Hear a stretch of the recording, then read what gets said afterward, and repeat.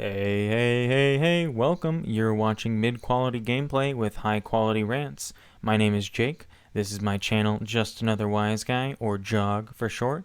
Without further ado, let's just get started. Amazon argues U.S. Labor Board is unconstitutional.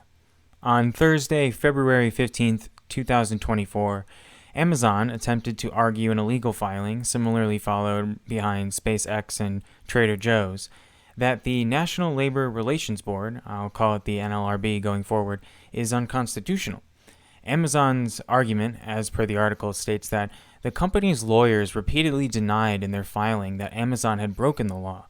Then, under a section titled Other Defenses, they argued that, quote, the structure of the NLRB violates the separation of powers, end quote, by, quote, impeding the executive power provided for in Article 2 of the United States Constitution, end quote. Yes, the structure of the NLRB violates the separation of powers. Now that is some next level mental gymnastics. I'm almost impressed. The article continues, the claims it made in the filing echo arguments that lawyers for SpaceX made in a federal lawsuit last month after the Labor Board issued a complaint accusing the company of legally firing 8 employees for criticizing Mr. Musk. Wow, who's so surprised? Not me. SpaceX sued in Texas, but a federal judge there on Thursday granted the board's motion to transfer the case to California, where the company's headquarters are. Research conducted by the Economic Policy Institute seems to have data contrasting this interesting argument put forth by Amazon. Quote, in the 10 most populous states, we find that in these states, 2.4 million workers lose $8 billion annually, an average of $3,300 per year for year-round workers, to minimum wage violations. Don't forget, Amazon is one of the largest employers in the U.S., so this most likely affects this business as well. The EPI report was published in 2017, as in before the pandemic, before the next round of a massive transfer of wealth, and we still find absolutely insane amounts of wages stolen. $8 billion for 2.4 million workers? There are over 300 million people in America. How much does this form of theft affect workers all across the country? When I wanted to take a look at the efficacy of the NLRB, I came across in the year 2021 that they recovered $56 million for 6,307 workers. Now, interestingly, the NLRB uses wage violations as one of the metric for measuring wealth extraction. However, this is actually a limited way of analyzing the problem. Why? Because wage labor is inherently exploitative.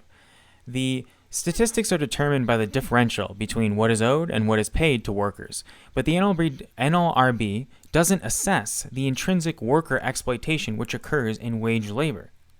Wage labor, since its inception, has been used as a way to pay workers the bare minimum as much as the elites wish. Wage labor breaks labor down to the hour, allowing statistical compartmentalization for the bourgeoisie to justify the lowest wages possible. In essence, the rich can discriminate however they wish against worker productivity on an hourly basis more successfully than they would over the course of the day, week, month, year, etc. Let's get something very clear here. Wage labor is slave labor. Working for basic necessities to barely get by is slavery. Pay on an hourly basis and massively ripping off what the workers are owed, slavery. Working by the hour to pay for food, shelter, water, that's slavery. It's not called slavery in the United States colloquially because we actually had slavery as a massive economic mode of production which continues to this day in the United States prison system.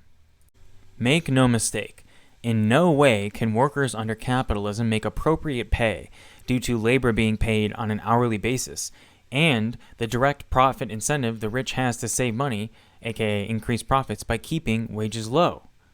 Now, notice how often salary jobs in the U.S. pay way more money and often have much higher job security and even job culture health in relation to the responsibilities for the position. I'll do an in-depth video on wage labor another day, but I think it's pretty important to point out the limitations of this institution, the NLRB, ability to properly assess the damages across the country. Wage labor is symptomatic of the core issue, not an accurate measurement for the masses. Now, despite having some significant faults, the NLRB is still a good influence. Even many of the board members currently serving are staunch advocates of worker rights. Over 90 years ago, the bourgeoisie attempted a previous time to argue to the U.S. Supreme Court that the NLRB was unconstitutional, and the institution was ruled as indeed legitimate. Thank Christ. This means that after nearly a century, the bourgeoisie have such a total dictatorship over the working class that they can entertain the dismissal of the NLRB at whim. Sure, maybe it passes, maybe it doesn't. But the mere threat of these money-grubbing losers clawing at the integrity of institutional resistance shows a depravity that will never escape the richest of the rich. It is inherently in their nature and interest to damage us and take from us as much as they possibly can. They make the most money possible doing so. In other words, there can be no good faith concessions with the bourgeoisie.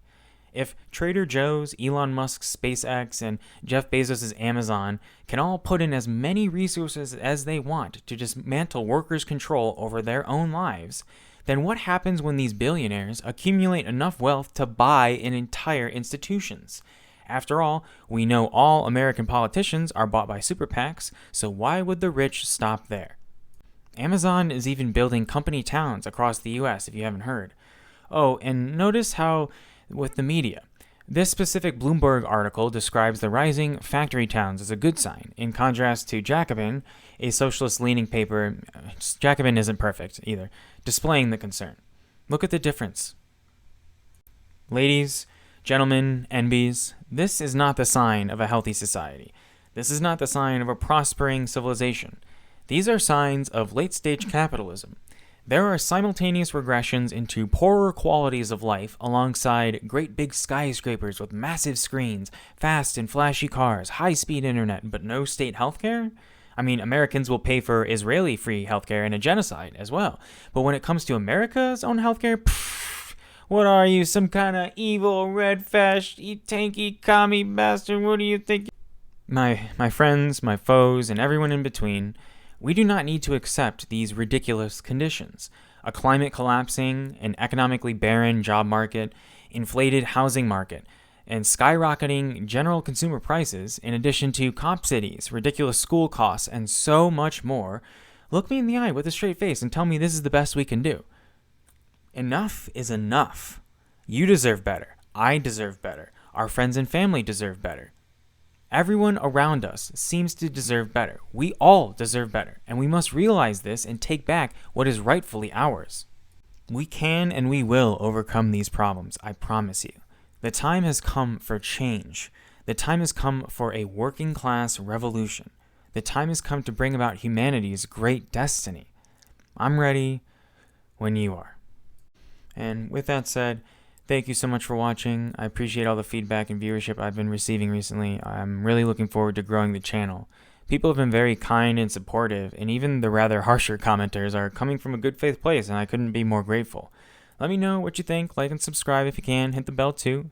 Be sure to check out my other content, and I hope every person who hears this is doing well, or at the very least is doing okay.